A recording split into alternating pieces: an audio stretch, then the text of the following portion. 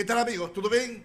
Bienvenidos a Panorama ABN, un programa producido por la Agencia Brasileira de Noticias ABN y que se transmite por la Grande Sul TV, Canal 6. Muito bem, vamos a iniciar con nuestra secuencia conversando con el Dr. Nelson Heller. Alô amigos, estamos aqui para mais um diálogo com o Dr. Nelson Heller, cirurgião plástico, muito acatado nacional e internacionalmente. Temos visto dias muito quentes, um sol muito intenso nesta região do Brasil. E o sol está associado a uma maior exposição da pele aos raios solares.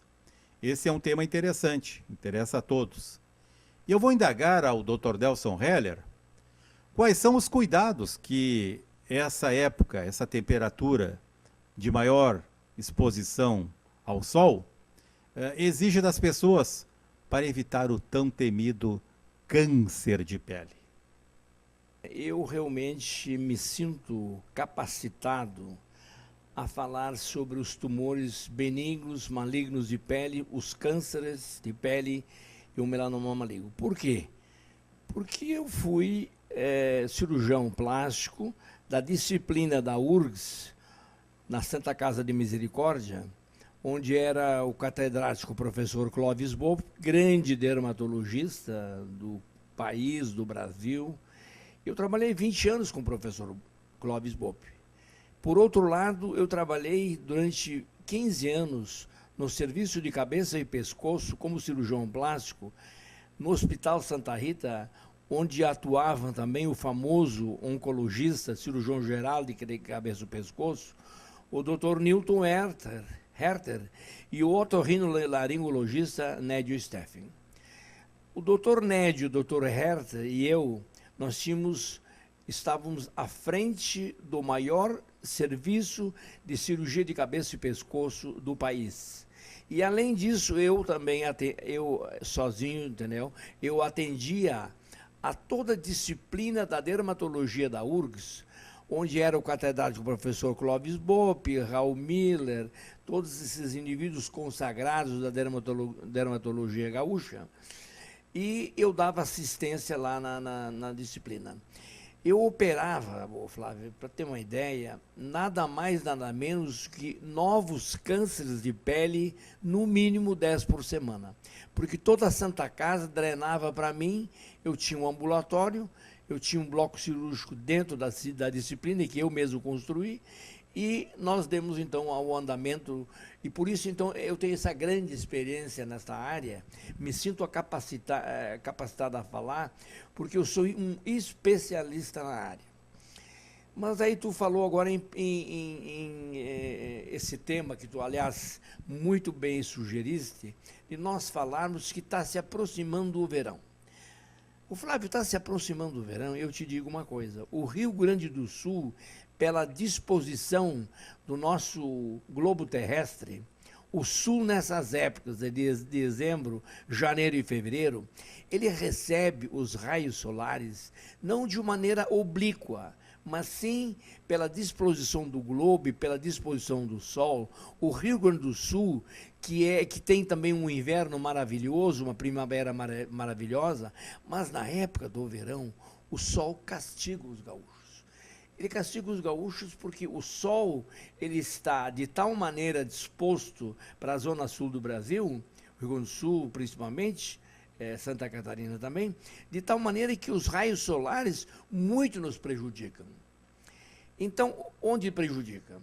Ele prejudica principalmente as pessoas de tez clara, as pessoas, quem é o indivíduo, nos indivíduos que eu mais tratei cânceres de pele na minha vida? São os agricultores, o cara que trabalha no sol, a pique, entendeu? Trabalhar de manhã, de tarde no sol, e quando o sol está presente, né? O sol das 8 às 10 horas está tudo bem. O problema é o sol nessa época, das 10 às 15, 16 horas. Esse é o sol.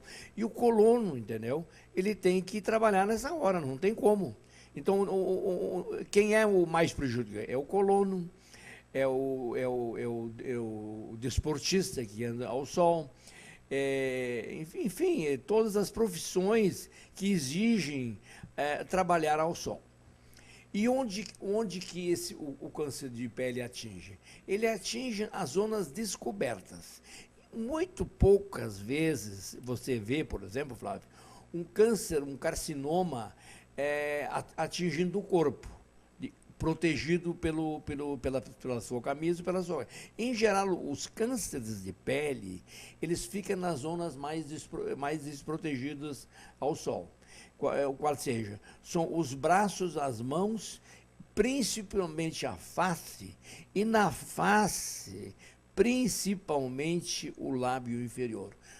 Raramente nós vemos um câncer de lábio superior. Por quê? Porque o lábio superior, a mucosa do lábio superior, ele está estrategicamente protegida. O sol não o atinge na sua verticalidade. E o lábio inferior, entendeu? O indivíduo que tem um lábio inferior exposto, não só o lábio, eu digo toda a face, mas a parte da mucosa, o lábio inferior é muito frequente atacado pelo carcinoma.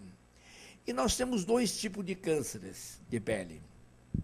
Temos aquele câncer que é chamado na medicina de basocelular. O que são cânceres de base celular? Cânceres de base celular dão nas áreas expostas ao sol, mas o basocelular, assim, 1 em 1000 que ele vai dar uma metástase à distância. É o chamado basocelular. E nós temos um outro tipo de câncer que é mais violento, ele é virulento, é o câncer espinocelular. O espinocelular, ele também dá no lábio, dá na face, dá no tronco, em geral em áreas descobertas, mas isso não quer dizer, Flávio, que nós não temos os cânceres, principalmente o espinocelular, somente em áreas descobertas. Nós temos, por exemplo, um câncer do pênis, da glande peniana, um câncer extremamente agressivo, que é em zona descoberta, não atingida pelo sol. Então, o espinocelular, são dois tipos, o basocelular e o espinocelular. O basocelular é aquele que não metastatiza. O que é? Ele não se reproduz à distância. Já o espinocelular, o câncer espinocelular, ele é mais violento, ele é mais rápido no seu crescimento e ele dá metástase. E onde é que ele vai dar metástase? Por exemplo, nós trabalhávamos lá no Santa Rita, o cara com lábio inferior. Quando ele tinha um câncer de lábio inferior, um espinocelular, onde é que nós iríamos de cara? Nós examinávamos o pescoço desse paciente. Claro, e todo indivíduo com câncer, então,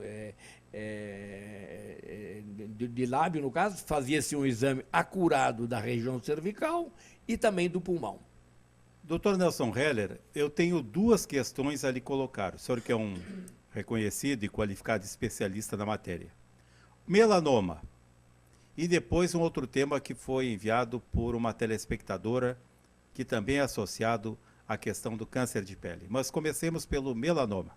Melanoma. O próprio nome já diz melanoma. Ele vem de melanócito. O que são os melanócitos? Os melanócitos são aquelas pintas brancas que nós temos em todo o corpo, zona descoberta e coberta. São as pintas. Aquele sinal, por exemplo, pretinho, tal, que não, o indivíduo tem... muitas vezes eu solicito para o senhor é bom o senhor tirar esse sinal preto. Ah, doutor, eu já nasci com ele. Isso não quer dizer nada. Um sinal, uma pinta, um chamado névus melanocítico. O que é o névus melanocítico? É um névus que tem melanina. E onde é que os névos estão localizados, os névos da melanina? Em todo o corpo, mas também na substância cinzenta cerebral. Também tem pigmento. E principalmente numa zona totalmente escondida, qual seja, é o olho, é a retina. A retina que tem inúmeros pigmentos e nós podemos ter um melanoma da retina proveniente do olho. Então, são coisas que tem que... Então, como é que nós vemos para o telespectador o que é importante agora? O que é importante? Por que nós escolhemos esse tema, aliás, sugerido pelo jornalista Flávio? Por quê? Porque realmente nós temos que nos cuidar. O melanoma maligno, ele vem de pintas pré-existentes. O melanoma dessas pintas, a pinta degenera. E como é que ela degenera? Como o indivíduo, nosso telespectador, poderá se prevenir de um sinal que ele tenha? O que ele tem que observar? Esse sinal, de repente, aumentou de crescimento, de tamanho. Ele era de um tamanho, digamos, de uma pequena moedinha, de repente ele dobrou de tamanho. O sinal tinha bordos bem lisos, de repente ele tem bordos erráticos. Esse sinal que era meio escuro, ele de repente fica preto. Esse sinal preto, muitas vezes ulcera. E muito cuidado com o sinal preto que sangra, que ulcera. É sinal que esse sinal já malignizou, já se transformou. Esse névus pigmentado poderá ter sofrido uma degeneração para o melanoma maligno. E o melanoma maligno, qual é o tratamento tanto do câncer de pele, do vaso celular, espinocelular e do melanoma? Basicamente, o primeiro tratamento, ele é cirúrgico. Mas, principalmente o melanoma hoje em dia, ele não é mais considerado somente local. Ele é uma doença, é uma patologia que deve ser tratada em toda a sua magnitude, em toda a sua extensão.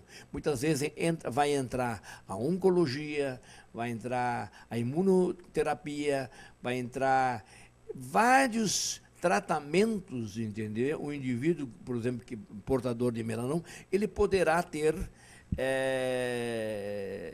que ser submetido mesmo após uma exérese cirúrgica. Eu andei falando esses tempos com um oncologista, o Dr. Gilberto Schwarz. Aliás, o Dr. Gilberto Schwarz, ele escreve no meu livro exatamente sobre esse tema melanoma maligno e sobre cânceres de pele, que é um tema atualizado e que nós aqui no Rio Grande do Sul realmente nós temos que ter cuidado, porque a incidência aqui no Rio Grande do Sul é maior que em outros estados. Dr. Nelson Heller, e os cuidados preventivos que a pessoa deve tomar para evitar ou reduzir a possibilidade de ter essas incidências? E eu vou acoplar uma outra pergunta. Estamos no verão. O bronzeamento artificial, até que ponto ele não é saudável? Todo mundo quer ser moreno. O Michael Jackson queria ser branco. As mulheres querem ser morenas. Isso é uma contradição? A prevenção é o seguinte, nós temos dois indivíduos. O indivíduo, por exemplo, moreno, um indivíduo moreno, de uma pele boa, entendeu? Esse que facilmente se bronzeia, ele é um indivíduo, entendeu, sortudo, né? Porque dificilmente vai lhe acometer um câncer. Não o carcinoma, mas se ele tiver um sinal preto, o melanócito, ele vai ter igual ao branco o melanoma maligno. Se o Nelson Heller quisesse se bronzear, correria risco de pegar câncer? Eu não posso me bronzear, porque eu sou ruivo. A minha descendência é lá sueca, da Alemanha Norte. Meus antepassados vieram ali. E tu sabe o seguinte, foi um problema genético, que foi se criando aos milhões de anos. Como lá meus antepassados não tinham muito sol, o que o organismo fez? Ele tirou o pigmento da nossa pele. E o que houve? Nós não temos pigmento. O Flávio, eu quando eu estava na faculdade de medicina, eu não sabia a ruivez que eu tinha. Então, nós tínhamos, durante a faculdade, nós tínhamos uma colônia de férias, aliás, ainda tem em Tramandaí, tu deve conhecer a colônia de férias da URGS lá. Quando eu tinha 23, 24, eu não sabia que eu era tão ruivo, e eu não sabia também que eu não me bronzeava. Então, tu sabe que eu fui lá, me bronzeei, e na beira da praia, 23 anos foi a primeira vez que fui para a praia, né? Camarão. Então eu vi o seguinte, não adianta, hoje em dia eu ando no verão de chapéuzinho, camisa branca de preferência para refletir bem solar, e procuro, porque não adianta, eu não me bronzeio. O pigmento não pega em mim, todo ruivo não pega, então não adianta querer. O bronzeamento artificial. Isso é uma pergunta muito importante. Aliás, eu tenho muitos dermatologistas que têm câmaras de bronzeamento artificial. As câmaras, existem várias doenças, entendeu? Que necessitam o tratamento do bronzeamento artificial. Existem doenças que o dermatologista trata pela sua câmara. Agora, ele também trata para as mulheres se bronzear. O indivíduo ele tem que procurar uma câmara de bronzeamento, não em clínicas onde não tenha um responsável, um dermatologista ou um cirurgião plástico, né? Porque o bronzeamento artificial, ao mesmo que ele é benéfico, ele dá um up na pele, e aquele up ele não vai prejudicar a pele. Uma mulher querer fazer um pequeno bronzeamento, isso não vai prejudicar a sua pele. O que não pode fazer é fazer uma coisa excessiva durante todo o ano, porque aí realmente a mulher ela vai sofrer, principalmente a mulher que mais se bronzeia nessas câmaras, e vai sofrer um envelhecimento. Então, onde tu vês, por exemplo, que uma mulher, ou um homem, principalmente mulher, que o homem tem barba, o envelhecimento da face do homem, ele é postergado por causa da nossa barba. A mulher não tem barba. E onde é que a mulher, tu vê logo que a mulher foi muito ao sol, se bronzeou muito em câmara? O lábio superior e inferior, ele fica cheio de mini rugas. Aquelas ruguinhas, entendeu? Que uma mulher muitas vezes jovem, 30, 40 anos, está cheia de ruga no lábio superior. Então, essas câmaras também, mal indicadas, vão favorecer o envelhecimento, além do câncer de pele. Então, tem que procurar o quê? Tem que procurar uma boa clínica, que tenha a sua câmara de bronzeamento, e faças com profissionalismo. Hoje tivemos um programa aqui com o Dr. Nelson Heller de grande utilidade pública. Vejam os ensinamentos, as orientações de alguém que conhece o tema. Não é achismo, não é chutômetro, é um profissional que estudou, que praticou essa questão nas áreas mais avançadas da medicina, a questão da pele, do câncer, do sol incidindo sobre a pele, do bronzeamento artificial. Temas que têm muito a ver com essa época do ano. Com esse momento. Tem razão, Dr. Heller. E aqueles telespectadores que pegaram o programa no caminho, acompanhem as nossas reprises. Esse programa é reprisado várias vezes e também no Facebook do diretor Roberto Revoredo Castro. É reproduzido o programa. No Facebook do Dr. Nelson Heller, aqueles que não são da comunidade de WhatsApp do Dr. Heller, procurem no Facebook, ou da Poa TV.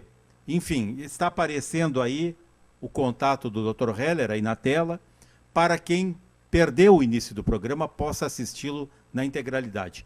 É um programa interessantíssimo. Eu sou suspeito para falar, mas eu estou feliz. Tivemos hoje um belíssimo programa sobre saúde. Até a próxima. Muito obrigado, Dr. Heller. Um tema realmente muito interessante e muito importante também, porque tem que ver com esta problemática de muitas pessoas que sofrem precisamente quando chega o verão. Agora passamos a nossa sequência, o comentário da semana, a cargo do jornalista Flávio Pereira. A Câmara dos Deputados realizou em Brasília uma audiência pública para debater o projeto Escola Sem Partido. Esse projeto recebeu há poucos dias um documento assinado por mais de uma centena de procuradores de justiça e promotores, considerando que ele atende ao que manda a Constituição, ou seja, que a escola não é um ambiente para pregação ideológica, é um ambiente de aprendizado. Esse projeto tramita na Câmara e agora tem audiências públicas, onde os contra e os a favor vão debatê-lo. Pois bem, foi realizada uma audiência pública em Brasília para debater o Escola Sem Partido. A UNE pagou para um grupo de, digamos, estudantes. Pagou a passagem, pagou o dinheirinho para cervejinha, para o baseado, e eles foram para Brasília para tumultuar a sessão. De que forma? Quem se posicionava contra o projeto Escola Sem Partido era aplaudido. Quem pegava o microfone para defender o projeto era vaiado e impedido de falar. O presidente da comissão suspendeu a sessão. Foi chamado de fascista pelo grupo de esquerda que é contra o projeto Escola Sem Partido. Bem do comportamento dessa gente. E assim vai todo o projeto, sendo desvirtuado, mentiras sendo contadas, e alguns incautos, e outros de má fé mesmo, replicando essa história de que o projeto Sem Partido é fascista. Fascista é impor da sala de aula, onde você leva o seu filho, o ensinamento de ideologias buscando induzi-lo, mas apenas para um lado, para o lado da esquerda. Essa mesma gente que prega essa violência contra os estudantes, essa violência nas escolas, essa violência no currículo, é a mesma gente que pregou a paz e o amor na campanha eleitoral, mas tentou assassinar o candidato Jair Bolsonaro. Essa é a coerência dessa gente. E essa é a gente que defende que a sala de aula deva ser um lugar para pregar ideologia e não para pregar o ensino. Até a próxima. Muito obrigado, Flávio. Esta semana vem ocorrendo aqui em Porto Alegre a Feira Internacional do Livro, uma das feiras mais importantes do Brasil e de Sudamérica. Precisamente, nosso repórter Cristiano Costa estive lá e falou com a presidente da Associação Gaúcha de Escritores Independientes, quem nos deu muitos detalles importantes sobre a labor que vem realizando em favor de muitos escritores que não têm maiores conhecimentos para fazer seus livros. Assistamos ao informe. Ok, Roberto. Olá, amigos. Nos encontramos na Feira do Livro da cidade de Porto Alegre, capital do Rio Grande do Sul, uma das principais feiras do Brasil e da América Latina. Acompanhe-nos e vamos visitá-la.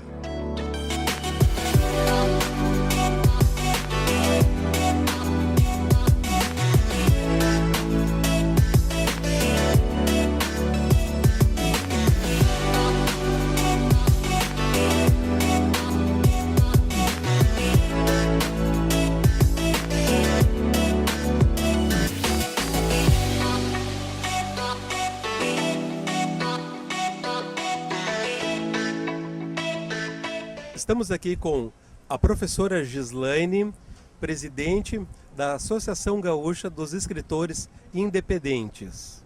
Professora, nos fale mais sobre a associação, os seus fundamentos e quais os objetivos desta associação. A Associação Gaúcha dos Escritores Independentes tem 20 anos de existência e 18 anos de Feira do Livro. E ela representa o autor independente na Feira do Livro. Todo autor que ainda não é representado por uma editora, ele vem autografar na Feira do Livro através da associação. Então, professora, todo aquele escritor que tem vontade de escrever um livro, gostaria de começar e não tem o rumo, não tem o conhecimento, a associação abrange e ajuda esta pessoa. Sim, nós damos toda a assessoria ao escritor. Nós orientamos sobre a questão do texto, damos opiniões, fazemos o prefácio, indicamos o ilustrador encaminhamos a gráfica e a partir daí ele vê o sonho dele realizado, que é a concretização do livro, propriamente dito. Mas nós acompanhamos o escritor em todos os passos para que ele possa ter o livro nas mãos. Então, professora, as pessoas quiserem contactar a associação, quais os telefones, e-mail, site, para que essas pessoas façam contato? A AGEI tem uma página no Facebook chamada AGEI e nós temos os telefones de contato. Gislaine, que é 991 430396 e Wilson, que é 99109 9825. Nós estamos à disposição para que os autores venham nos conhecer o nosso trabalho e autografar na Feira do Livro com a gente. Professora Gislaine, obrigado pela acolhida, por esses esclarecimentos referentes à AGEI. Desejamos sucesso na feira e que muitos escritores venham seguir essa caminhada com vocês.